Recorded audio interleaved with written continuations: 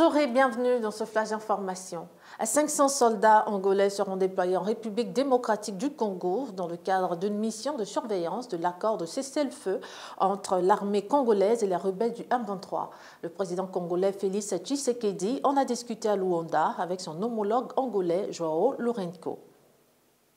Et 48 heures après les élections locales au Nigeria, les électeurs sont dans l'attente des résultats des dépouillements pour connaître leur gouverneur. Selon les observateurs, le taux de participation a été particulièrement faible. Londres et Kigali réaffirment la volonté de mettre en œuvre leur accord sur le rapatriement des migrants clandestins. Lors de sa visite dans la capitale rwandaise samedi, la ministre de l'Intérieur britannique Suella Braverman a justifié le renvoi des migrants clandestins vers le Rwanda qu'elle décrit comme un projet à vocation humanitaire.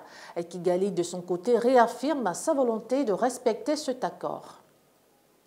Le principal candidat républicain et ancien président des États-Unis sera arrêté mardi, a annoncé ce week-end Donald Trump dans un message sur son réseau Truth Social. L'ex-dirigeant américain a appelé ses partisans à se mobiliser pour faire barrage à ce projet de la justice qui enquête sur une tentative de subornation qu'il aurait commis sur une actrice porno lors de son élection en 2016.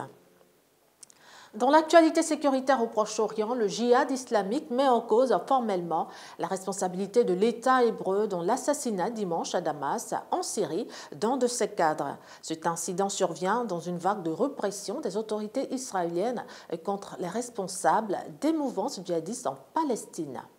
Et c'est donc la fin de ce flash d'information. Merci à vous de l'avoir suivi. Rendez-vous tout à l'heure pour le journal télévisé.